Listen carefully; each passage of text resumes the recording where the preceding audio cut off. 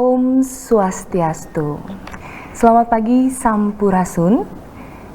Pada kesempatan kali ini senang sekali saya menemani Anda pemirsa yang ada di rumah dalam Mimbar Agama Hindu Badan Penyiaran Hindu di Bandung TV. Seperti yang kita ketahui bahwa COVID-19 sudah melanda dunia, termasuk Indonesia selama kurang lebih 1 tahun lamanya. Dan berbagai upaya pemerintah sudah dilakukan untuk memberhentikan penyebaran COVID-19 ini. Walaupun pada saat ini Jawa Barat sudah ada di level 3 PPKM, tetap kita harus selalu mematuhi protokol kesehatan 5M1D. Pada pagi hari ini, pemirsa yang ada di rumah, saya tidak sendiri tentunya, saya ditemani oleh tamu yang begitu spesial dan beliau berkenan hadir untuk menjadi narasumber kita pada pagi hari ini dengan tema aktualisasi semangat puputan bagi generasi muda dalam menghadapi persaingan di era Revolusi Industri 4.0. Sebelum saya menyapa narasumber kita pada pagi hari ini, saya akan memberikan sekilas mengenai narasumber kita pada pagi hari ini. Beliau adalah Bapak Iketut Wiguna ST, dan saat ini jabatan resmi beliau adalah sebagai Ketua Lembaga Pengembangan Dharma Gita Provinsi Jawa Barat, sebagai Ketua PHDI Kota Bandung, dan juga beliau sebagai Wakil Ketua DPT Prajaniti Provinsi Jawa Barat, bidang hubungan antar lembaga dan komunikasi.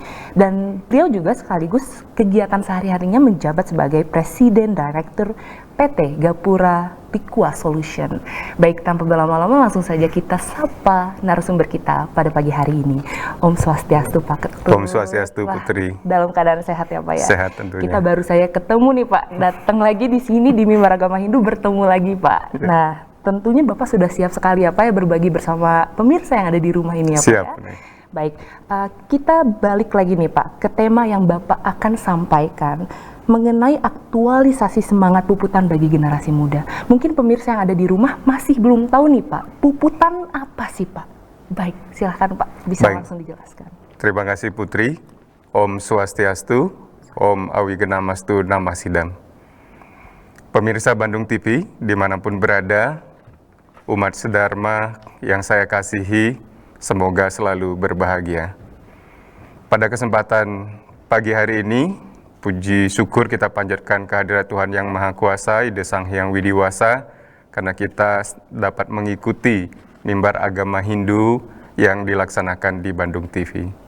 Adapun tema yang dibawakan pada pagi hari ini sangat relevan dengan kondisi saat ini, dan di bulan September ini konteksnya sangat sesuai, di mana puputan sendiri kalau kita lihat dalam sejarahnya itu yang sangat terkenal dan kita kenang banyak juga dikaji di dalam literasi, khususnya adalah puputan Badung yang memang terjadi dan puncaknya adalah di tanggal 20 September. Umat sedharma, pemirsa dimanapun berada, puputan adalah kosakata dalam bahasa Bali yang bermakna putus, yang bermakna akhir dan juga mati. Nah, semangat puputan ini menjadi salah satu kemuliaan atau sifat kesatria sejati yang dilaksanakan oleh para pemimpin dan juga oleh masyarakat Bali di dalam upaya untuk tidak tunduk kepada belenggu penjajahan atau untuk membebaskan diri daripada kekuasaan-kekuasaan para penjajah. Nah, di bulan September ini, sejalan dengan semangat dan spirit kemerdekaan juga yang baru kita lalui di bulan yang lalu, sebulan penuh kita penuh dengan spirit kemerdekaan, maka rasanya benang merahnya untuk merayakan spirit itu masih sangat relevan pada bulan ini, terutama di bulan September, dengan memaknai puputan atau semangat puputan dalam aktualisasinya, terutama bagi generasi muda kita di zaman revolusi industri 4.0 ini. Nah, memang semangat puputan ini bagi masyarakat Bali secara khusus itu telah terjadi dalam beberapa periode. Kalau kita amati, di Bali sendiri kita mengenal sebelum Puputan Badung ada Puputan Jagaraga, ada Perang Kusambe juga dengan puputannya, kemudian Puputan Badung sendiri, dilanjutkan dengan ada Puputan Kelungkung, dan kita kenal setelah proklamasi kita mengenal adanya Puputan Margarana yang dipimpin oleh I Gusti Ngurah Rai. Kira-kira itu Putri, sekilas mengawali mimbar pagi ini tentang puputan. Baik, terima kasih Pak Tut. Tadi Bapak sudah mengingatkan nih Pak tentang puputan itu apa berarti ya Pak ya. Nah, tak kenal maka tak sayang nih Pak. Nah, tadi Bapak sudah mendisklaimer tentang Puputan Badung nih Pak. Nah, untuk itu kita perlu mengenal dan mengetahui lebih dalam lagi nih Pak, Puputan Badung itu apa dan apa maknanya bagi umat Hindu nih Pak. Silahkan Pak. Baik, terima kasih Putri. Umat Sedharma yang berbahagia. Pada kesempatan kali ini secara khusus memang kita membahas tentang Puputan Badung karena memang secara periode waktu atau masa itu terjadi di bulan September. Jadi sesuai dengan konteks di bulan ini. Puputan Badung juga kita jadikan sebuah referensi dan refleksi bagi kita karena Puputan Badung adalah salah satu yang paling banyak dibahas di dalam literasi kebudayaan kita. Sebuah peristiwa penting pasti ada latar belakangnya. Demikian juga dengan Puputan Badung. Jadi Puputan Badung diawali dengan peristiwa kandasnya kapal Sri Kumala yang berbendera Belanda di Pantai Sanur. Nah, pada saat kapal ini kandas, Belanda menuduh bahwa terjadi penjarahan terhadap Sri Kumala. Namun pihak masyarakat di Sanur, di Kesiman dan juga para pimpinan setempat termasuk raja yang telah melaksanakan pemeriksaan langsung, jadi melakukan pratyaksa pramana, bahkan sampai melakukan sumpah kejujuran di pura, tidak menemukan adanya kejadian penjarahan itu. Sehingga dapat kita maknai atau secara singkat kalau kita lihat ketika kemudian Belanda melakukan agresi militer, ekspedisi militernya ke Badung, maka kita bisa pahami bahwa peristiwa Sri Kumala itu hanya sekedar kedok bagi Belanda untuk melakukan ekspedisi militernya. Pesannya jelas bahwa pemerintah Hindia Belanda di Batavia pada saat itu ingin menegaskan bahwa tidak boleh ada satu daerah, satu provinsi pun yang tidak tunduk kepada kekuasaan pemerintah Hindia Belanda di Batavia.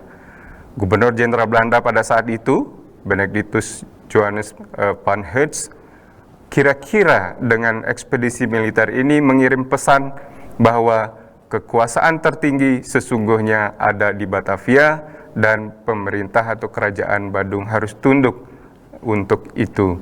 Nah, itulah kira-kira latar belakang yang mengawali kenapa peristiwa puputan, khususnya dalam hal ini Puputan Badung yang menjadi atau refleksi kita pada hari ini terjadi.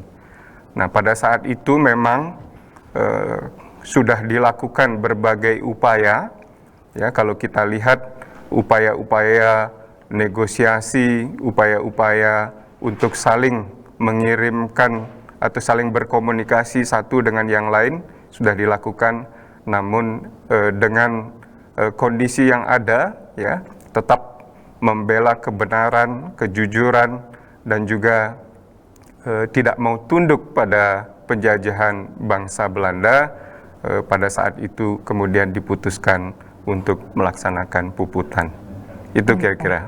Tadi itu lebih dalam lagi ya Pak ya tentang puputan, dan mungkin masih aja yang nggak ada yang tahu nih Pak, apa sih apa yang harus kita petik dari spirit puputan ini Pak? Kan banyak saja orang yang mengabaikan tentang sejarah kita puputan ini. Jadi apa sih yang dapat kita petik nih Pak?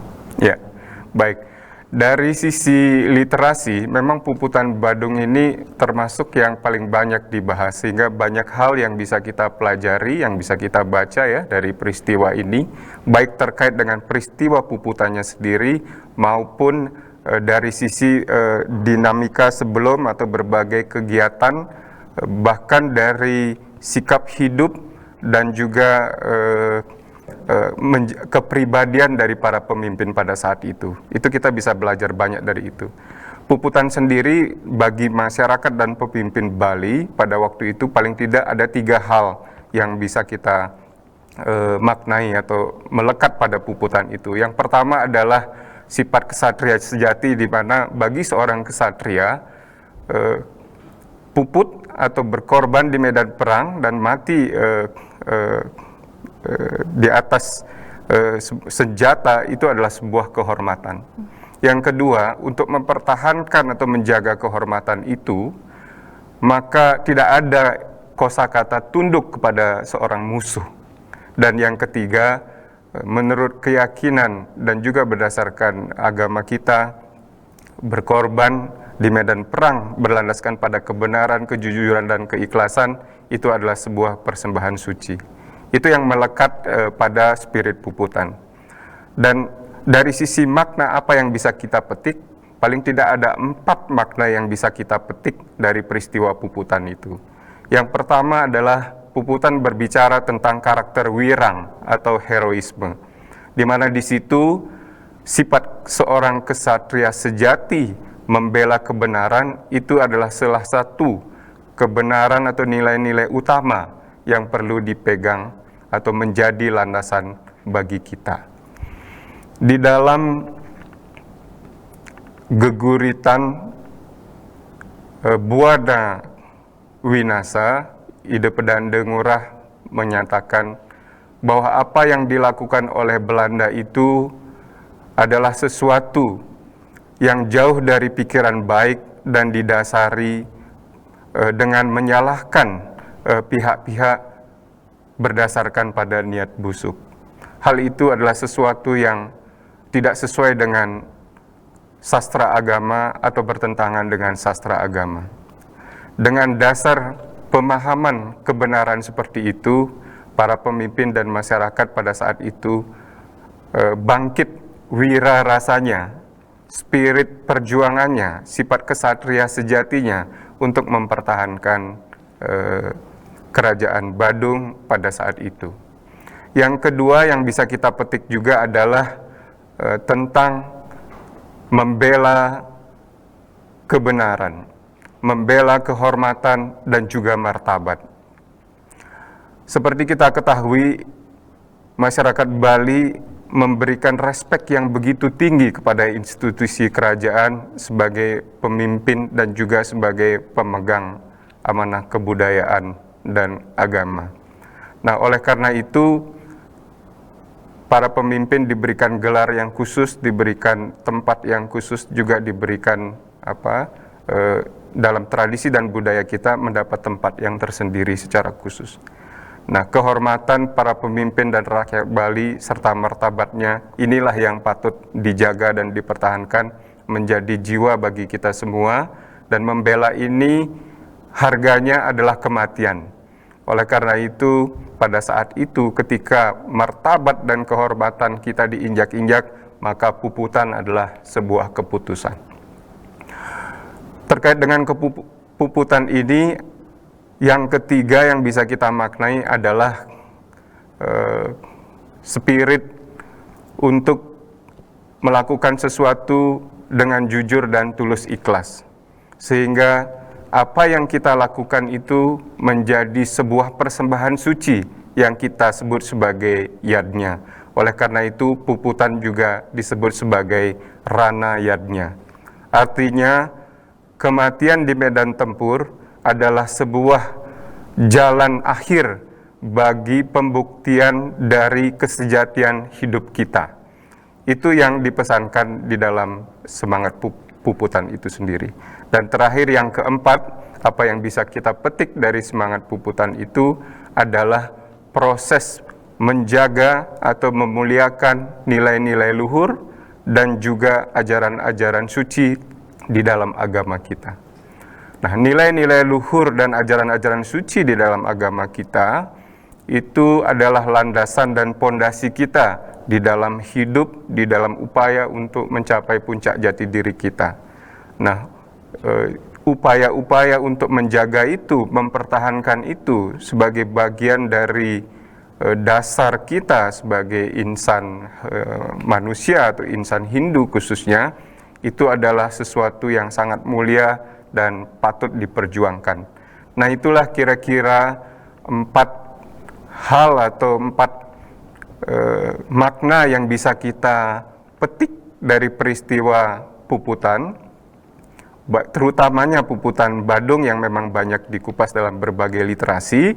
Namun jika kita lihat di berbagai perang Puputan di Bali, termasuk juga perang Puputan di Lombok ya, di Cakranegara dan Mataram, dan juga perjuangan masyarakat di daerah lain pada saat itu, saya kira spirit-spirit dasar itu mewarnainya, dan kita di generasi zaman sekarang ini bisa memetik makna itu untuk dapat kita jadikan sebagai landasan dan juga dasar atau pondasi kita di dalam tumbuh menuju pada cita-cita ataupun menuju kepada pencapaian puncak jati diri kita sesungguhnya. Demikian. Baik, terima kasih Pak. Nah, tadi mengenai Puputan tadi nih Pak, balik lagi ke Puputan. Ternyata raja dan rakyat Bali pendahulu kita sangat berjuang mati-matian lah ya Pak ya, kalau kita sebut tidak ingin dijajah oleh bangsa lain. Saya ingin bertanya nih, kira-kira apakah generasi muda zaman sekarang ini bisa melakukan tindakan tersebut seperti pendahulu-pendahulu kita nih Pak? Silahkan. Yeah. Sama seperti bagaimana Bung Karno menitipkan pesan ya yang tersirat di dalam Garuda, di mana Garuda itu membebaskan ibunya dari belenggu penjajahan para ular dan naga. Itu juga kira-kira itulah pesan yang tersirat juga di dalam perjuangan Puputan itu. Bagaimana agar generasi muda sekarang mampu membebaskan sang ibu, dalam hari ini adalah Ibu Pertiwi, tanah dan air Indonesia, dari belenggu penjajahan. Hanya mungkin bentuk penjajahannya berbeda. Kalau dalam di masa yang lalu bentuknya berupa agresi militer dalam bentuk penjajahan fisik, namun sekarang mungkin bentuk-bentuknya berbeda.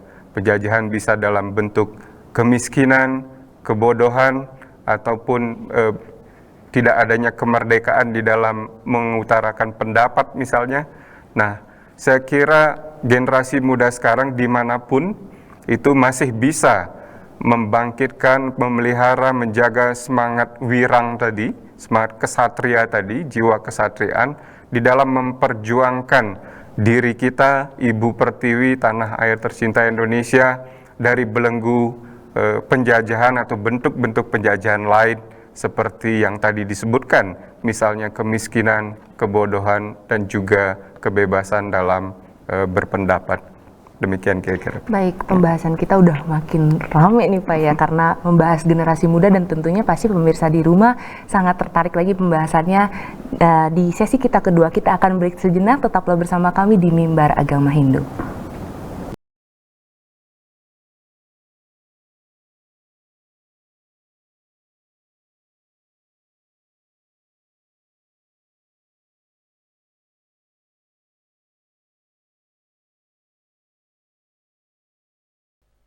Baik, Anda kembali lagi di Mimbar Agama Hindu, Badan Penyiaran Hindu di Bandung TV dengan tema aktualisasi semangat Puputan bagi generasi muda.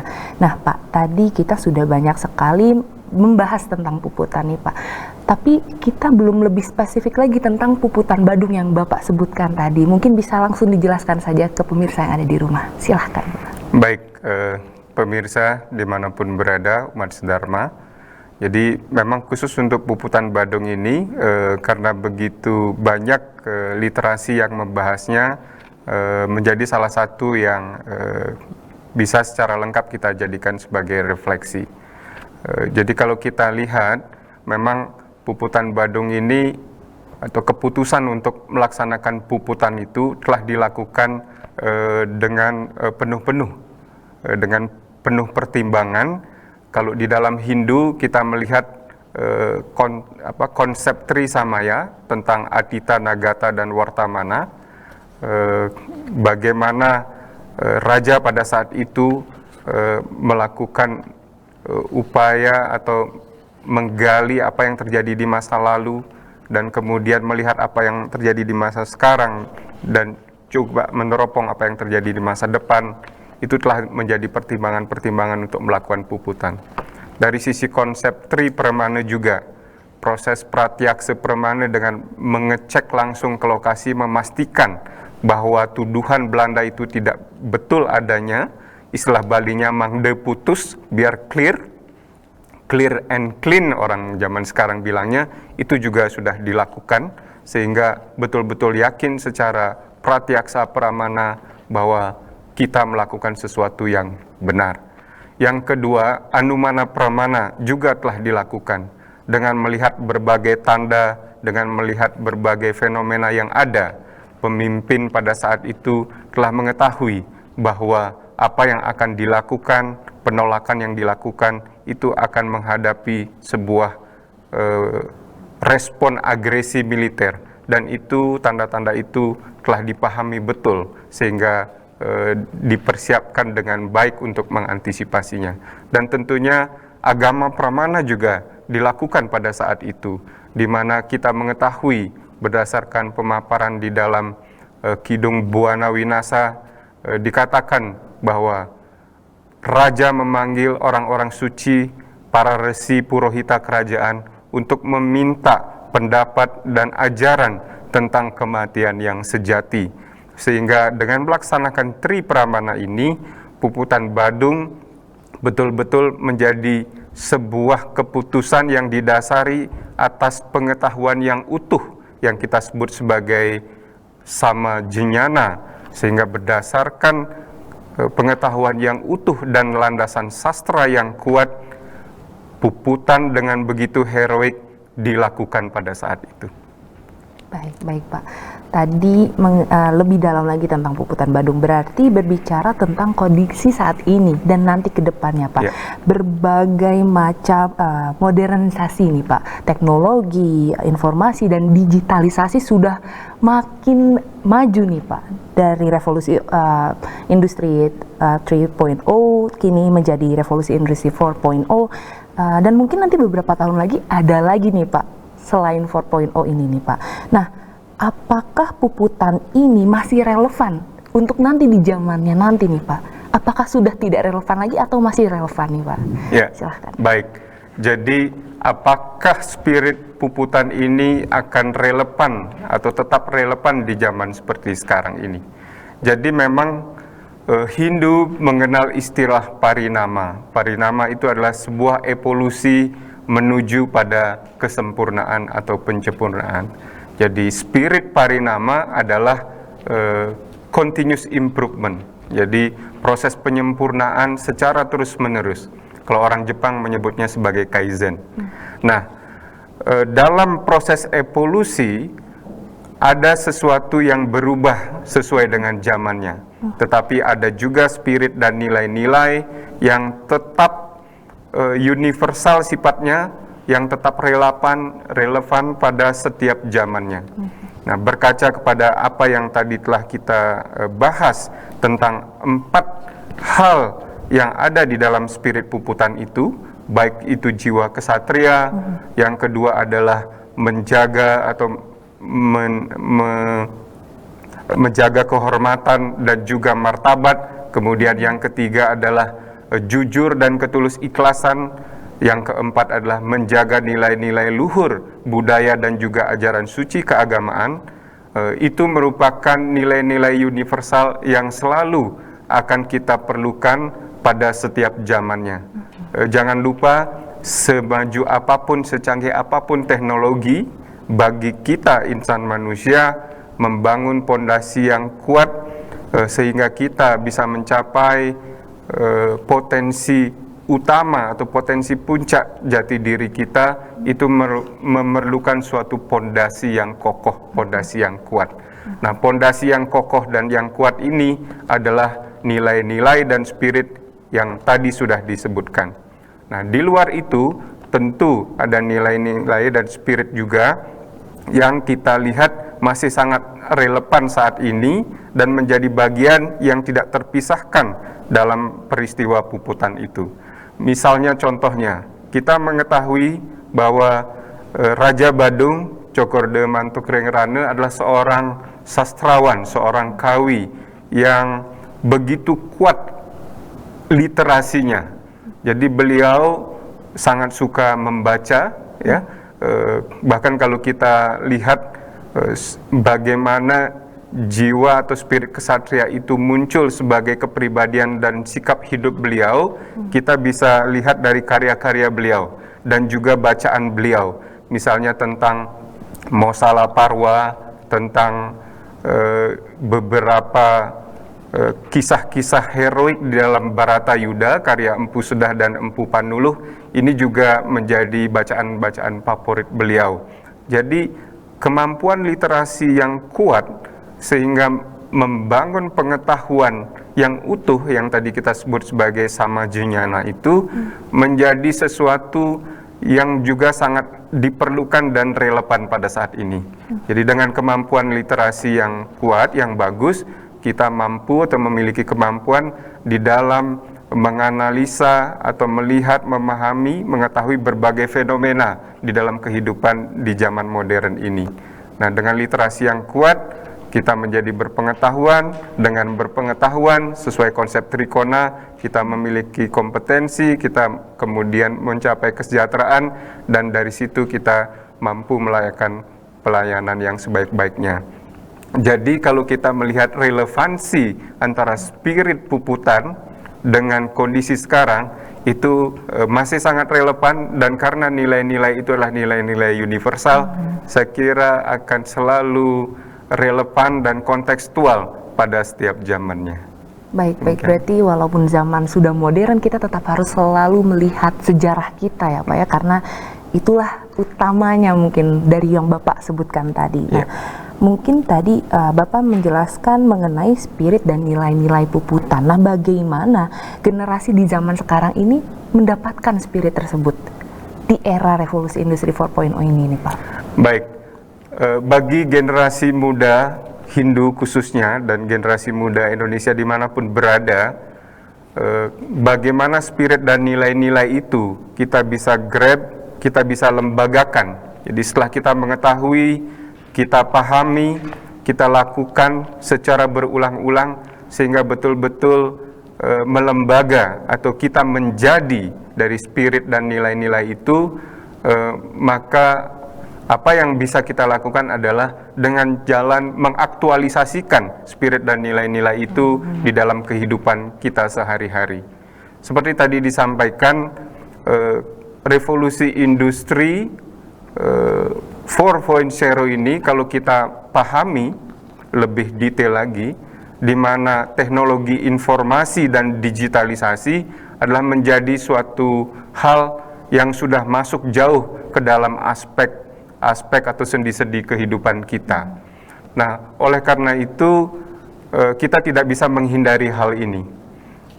Aplikasi teknologi informasi dan digitalisasi memang awalnya banyak dimanfaatkan di sektor industri karena banyak memberikan manfaat, efisiensi, dan juga di sektor bisnis ya, yang sangat membantu dalam banyak hal.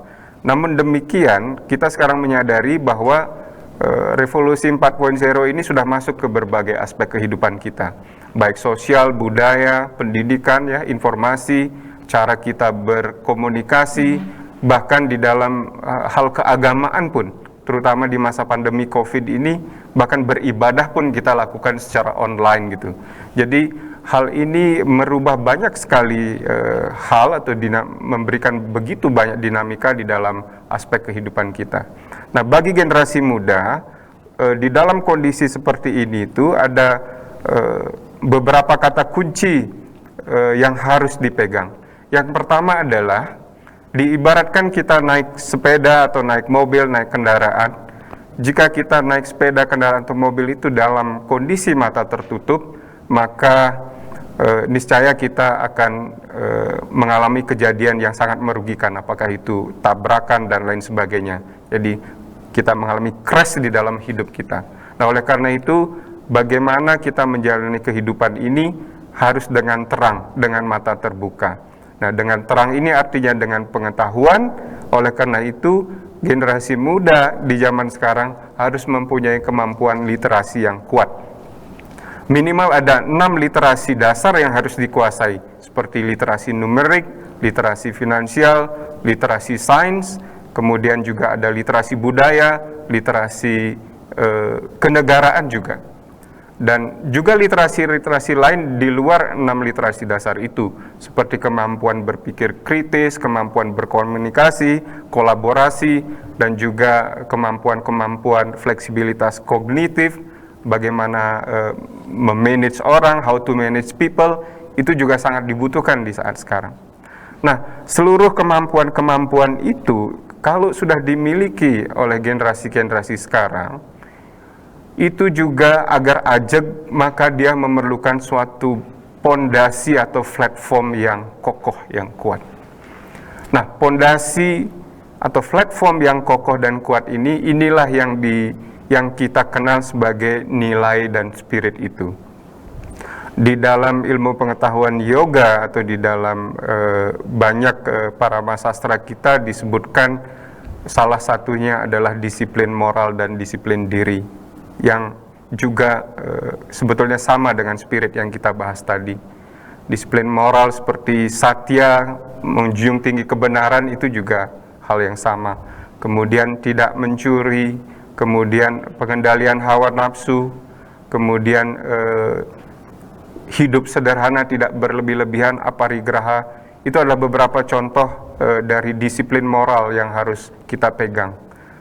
Sejalan dengan spirit puputan, ada semangat atau spirit pengendalian diri, seperti menjaga kemurnian diri, mampu mengatakan cukup di dalam kehidupan kita sehari-hari, dan kita menjadi orang yang bersyukur, kemudian melakukan tapas atau pengendalian diri, pengendalian hawa nafsu, kemudian juga swadhyaya, mau mempelajari parama sastra atau buku-buku suci kita, karena parama sastra itu adalah roh atau sumber daripada kekuatan di dalam hidup kita. Dan yang terakhir yang tidak kalah pentingnya juga sejalan dengan semangat puputan tadi adalah ketulus ikhlasan, atau di dalam disiplin diri kita itu disebut sebagai iswara pranidana. Jadi berserah diri setulus-tulusnya, seikhlas-ikhlasnya, sehingga istilahnya perang menghadapi persaingan di dalam revolusi industri 4.0 ini betul-betul menjadi puputan bagi kita dan bagi generasi muda saat ini. Karena kenapa demikian? Urhaspati Tatua menyebutkan hidup kita ini sangat pendek seperti kilatan petir, jadi sangat singkat. Jadi tidak ada istilah kita untuk bermalas-malasan atau berleha-leha. Maka spirit puputan sangat penting menjadi dasar kita untuk menang di dalam persaingan revolusi industri 4.0. Baik, pembahasannya sudah semakin seru nih Pak, apalagi mengenai generasi muda. Mungkin kita akan break sejenak terlebih dahulu, tetaplah bersama kami di Mimbar Agama Hindu.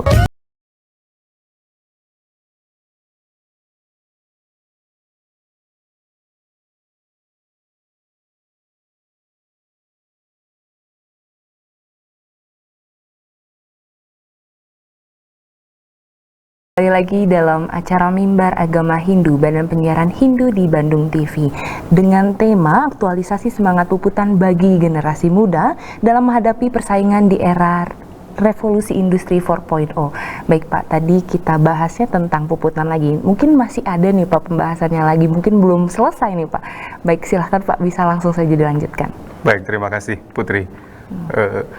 Tambahan saya bagi generasi muda, tentunya dengan membangkitkan kemampuan atau dengan memperkuat kemampuan literasi adik-adik atau anak-anak generasi muda, generasi penerus, juga dengan memperkuat spirit dan nilai-nilai luhur kita sebagai landasan dan pondasi kita, diharapkan bagi generasi muda memiliki 4 kecakapan yang menjadi kunci sukses di dalam era revolusi industri 4.0 ini.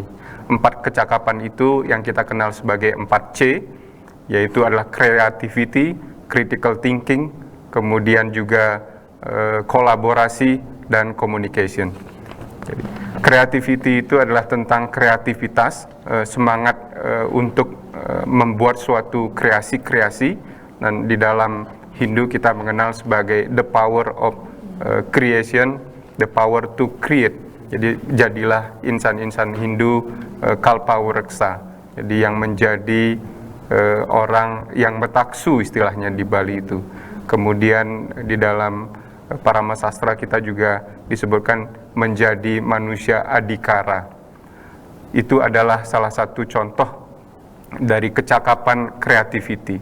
Critical thinking juga demikian, membangun wiweka kita sehingga apapun fenomena, apapun resep-resep yang ditawarkan orang di era 4.0 ini, selalu kita lakukan analisa, selalu kita lakukan refleksi kritis melalui jalan wiweka itu.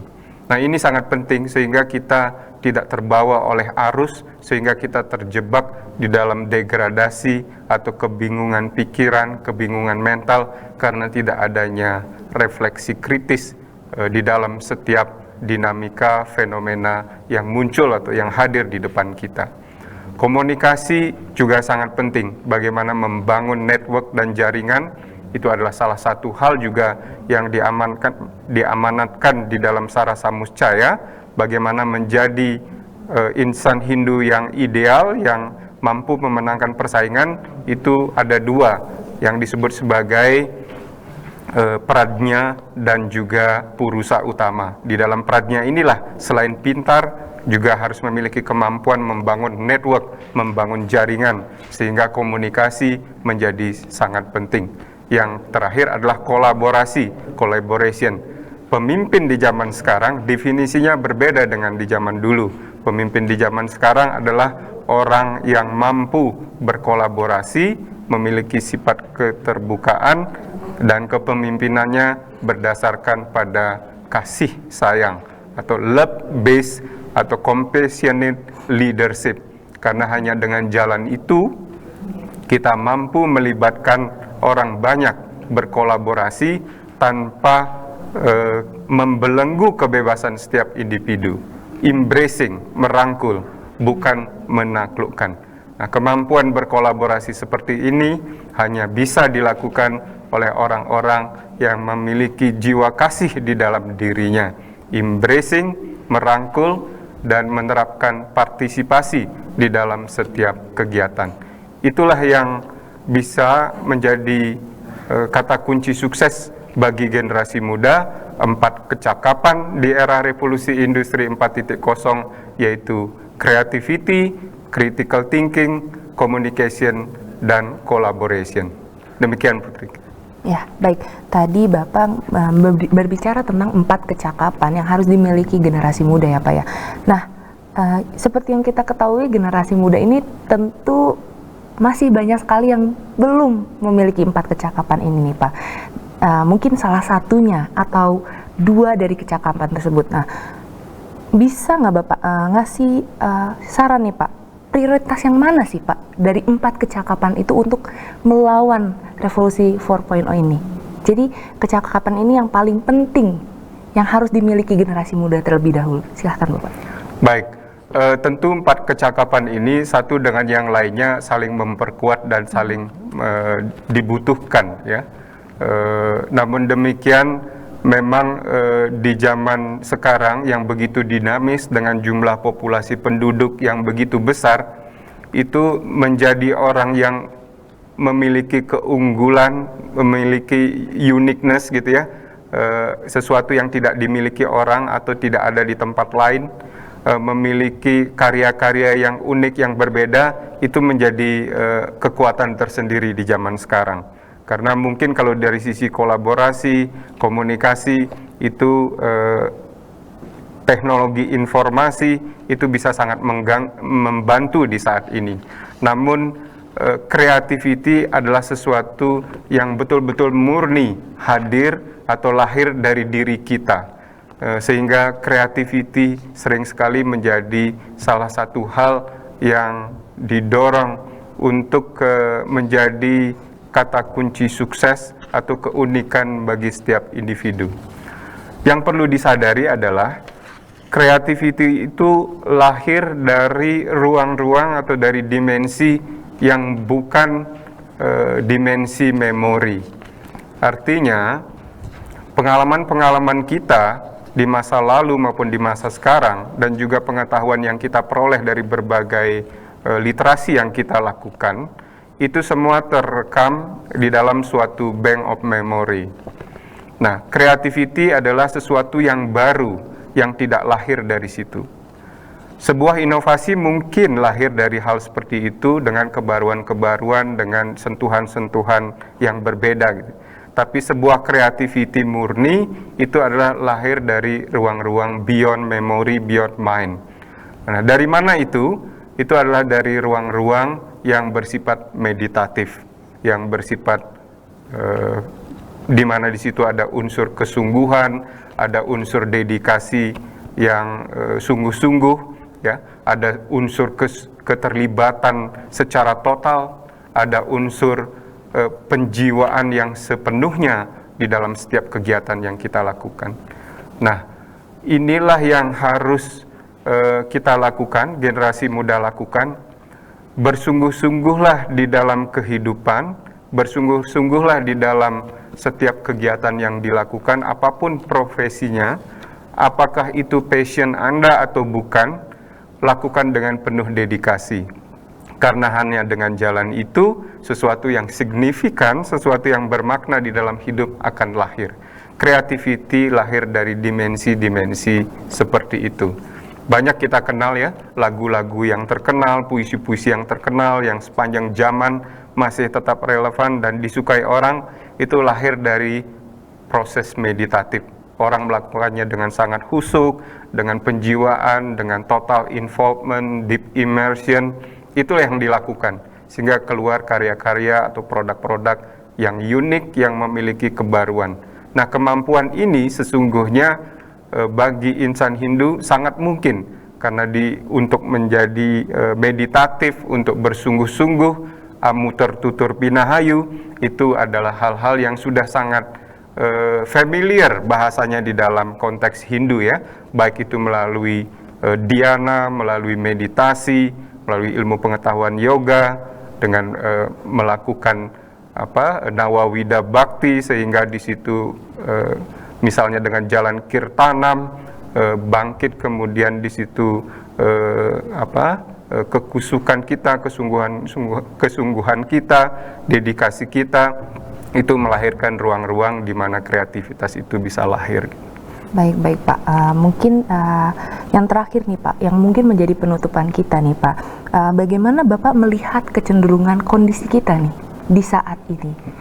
Yang seperti saya ketahui nih, Bapak sangat suka bergaul dengan anak muda nih. Bapak bisa melihat mungkin ya Pak ya, bagaimana kecenderungan anak muda nanti ke depannya. Dan mungkin apa sih pesan bagi generasi muda zaman sekarang untuk menghadapi revolusi industri 4.0 ini nih Pak, dalam perspektif Puputan. Silahkan. Baik, terima kasih Putri.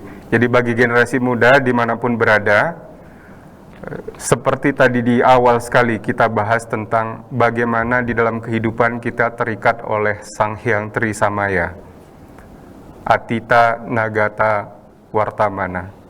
Demikian juga ketika kita menyongsong atau mau melihat ke depan, maka sangat penting melakukan Atita, merefleksikan diri kita pada hal-hal yang terjadi di masa lalu, mengambil maknanya, melakukan wirase, mengambil meaning of the meaning-nya. Setelah itu, melihat apa yang kita lakukan sekarang, di mana kita, sampai di mana pencapaian kita, yang disebut sebagai wartamana. Kemudian, nagata, meneropong masa depan, menyiapkan dari sekarang, merumuskan rencana-rencana dari sekarang, sehingga kita mampu merubah, mampu mencapai masa depan sesuai dengan apa yang kita cita-citakan. Kelebihan kita sebagai insan manusia adalah kita memiliki akal dan budi. Berbeda dengan hewan, yang hanya mampu beradaptasi dalam perkembangan zaman. Tetapi manusia dengan akal budinya, dengan budayanya, dia mampu mempersiapkan masa depan. Sehingga lakukanlah Nagata pada saat ini, siapkan masa depan dengan melakukan sesuatu dari saat ini. Orang yang sukses di masa yang akan datang ditentukan dari apa yang dilakukan hari ini. Itu secara umum. Yang lainnya adalah bahwa perkembangan teknologi di dalam revolusi 4.0 ini sesuatu yang tidak bisa kita hindari. Kita ada di dalamnya, dan mungkin akan muncul lagi teknologi-teknologi baru di masa yang akan datang. Teknologi ini memiliki manfaat yang luar biasa. Tidak ada dalam sejarah kita berbicara bisa didengarkan oleh jutaan bahkan miliaran orang di seluruh dunia. Jika kita mampu memanfaatkan ini dengan baik, dengan memunculkan kebaikan-kebaikan di dalam era digitalisasi saat ini, maka demikian juga hampir seluruh dunia akan merasakan manfaatnya. Tapi sebaliknya, jika yang kita lakukan adalah sesuatu yang negatif, maka dampak buruk juga dirasakan oleh begitu banyak umat di dunia. Sehingga yang menentukan adalah kita. Oleh karena itu, bangunlah pondasi diri kita, baik itu disiplin moral dan disiplin diri kita dengan baik, sehingga kita senantiasa di dalam platform atau di dalam rel sesuai dengan apa yang diamanatkan di dalam ajaran agama kita. Sehingga di dalam menghadapi berbagai dampak revolusi industri 4.0 ini, kita tidak berada dalam satu kondisi kebingungan, stres, dalam satu kondisi degradasi moral misalnya gitu, atau kebingungan orientasi. Mudah-mudahan kita tidak berada di situ. Tetapi kita mampu memanfaatkan berbagai kemajuan dalam teknologi ini untuk hal-hal yang bisa membantu kemajuan daripada umat manusia dan alam lingkungan kita sekitarnya. Sesungguhnya manusia lahir ke dunia itu adalah untuk kembali kepada Tuhan yang Maha Pencipta, Ide Sang Hyang Widiwasa. Nah, sebelum kita kembali, yang diperlukan adalah membangun sifat-sifat ketuhanan di dalam diri kita. Melalui jalan apa? Melalui cara membangun nilai di dalam kehidupan. Oleh karena itu, dari sekarang sampai ke depan, bangunlah nilai-nilai itu di dalam kehidupan kita. Karena itulah yang akan menuntun kita untuk mencapai kesuksesan puncak jati diri kita di masa yang akan datang. Di masa yang akan datang, Indonesia, dunia membutuhkan sosok pemimpin yang menguasai multidimensi, sosok pemimpin yang visioner, yang tidak bicara tentang aku, tetapi bicara tentang kita semua. Sosok pemimpin yang menguasai pengetahuan, kebenaran, menguasai harmoni, keseimbangan, dan juga konteksnya pada saat bersamaan.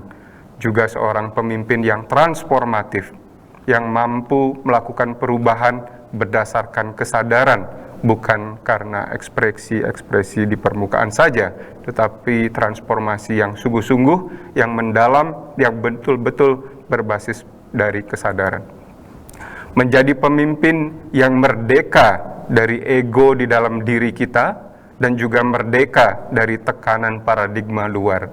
Nah, pemimpin seperti inilah yang diharapkan dan menjadi cita-cita bagi kita semua di negara tercinta, tanah air kita Indonesia.